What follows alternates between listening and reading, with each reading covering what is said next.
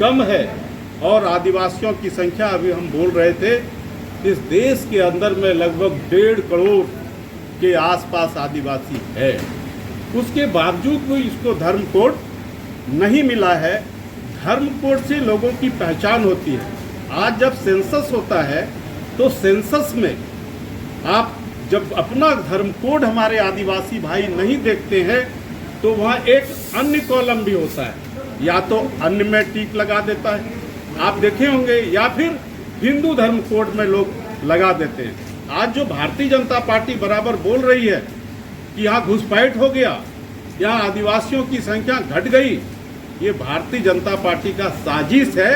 अगर सेंसस में उसका धर्म कोड हो जाएगा, वो धर्म के आधार पर भी आदिवासी हमारे जाने जाएंगे और तब लगेगा कि निश्चित रूप से आदिवासियों की संख्या घटी नहीं है।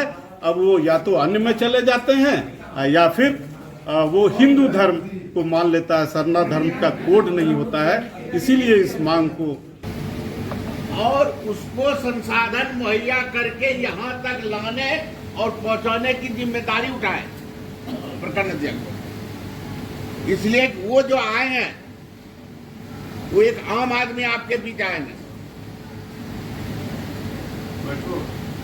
और उसको जो है ये बात समझाना होगा कि आज मुसलमान का अगर कोड 1 है, हिंदू का कोड 2 है, लेकिन आपके आदिवासी का कोड 0 है। चाहिए ये केंद्र सरकार जो है आपको 0 में ही रखना चाह रहा है, आकर के अपना मतलब समझाएगा। और जितने प्रखंड अध्यक्ष हमारे हैं, अगर ये अमली जामा अगर ले लिया तो हमको लगता है निश्चित तौर पर आएगा।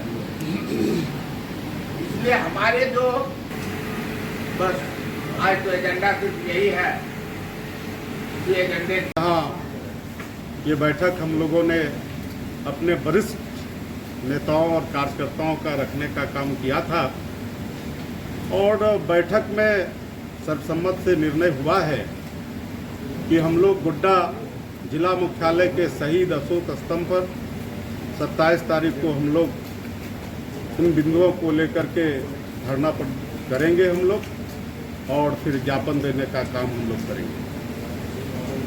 कितने लोगों की पहुंच को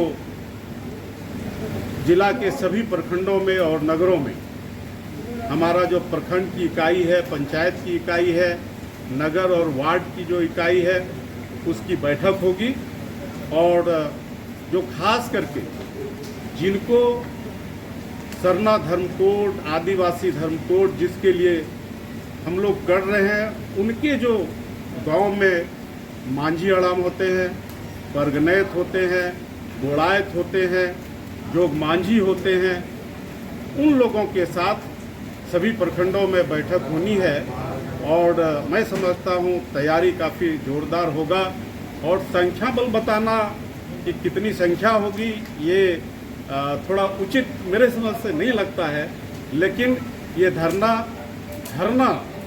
ऐतिहासिक धरना होगा और वो धरना चर्चा का विषय गोड्डा जिला में बनेगा। 10 वर्षों में जनगणना भारत सरकार कराती है और जब जनगणना होती है तो उस जनगणना में लोगों की गिनती के साथ साथ उनकी आर्थिक स्थिति, उसकी शैक्षणिक स्थिति, उनके धर्म, अन्य तमाम चीज़ों को उसमें इंगित किया जाता है।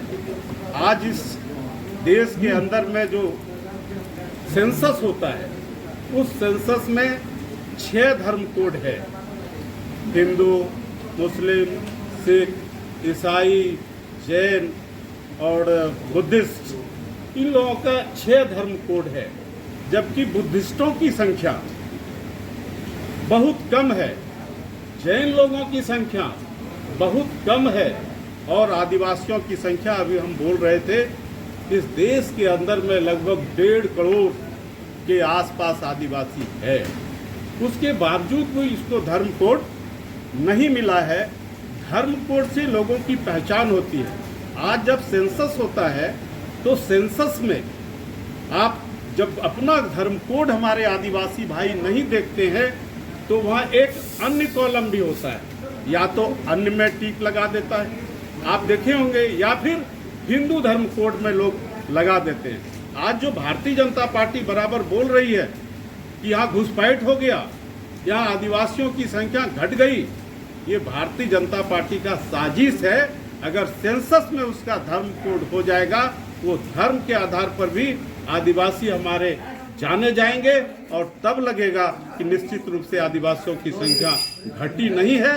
अब वो या तो अन्य में चले जाते हैं या फिर वो हिंदू धर्म को मान लेता है, सरना धर्म का कोड नहीं होता है। इसीलिए इस मांग को झारखंड मुक्ति मोर्चा ने उठाया है और झारखंड मुक्ति मोर्चा का ये शुरुआती दौर से, आंदोलन के समय से ये हम लोगों का लक्ष्य रहा है और यही उद्देश्य रहा है। और इसकी कारण जब पिछली सरकार माननीय हेमंत सोरेन जी के नेतृत्व में सरकार चल रही थी, 20 में ही उन्होंने सरना धर्म कोड लागू करने के लिए भारत सरकार को भेजने का काम किया था और सेंसस का जो आयोग है उसको भी उसकी प्रति भेजा गया था। लेकिन तब से भारतीय जनता पार्टी और केंद्र की सरकार कुंडली मार करके उसको बैठी हुई है। इसीलिए उस सरकार को जगाने के लिए ये कार्यक्रम हम लोगों ने तय किया है।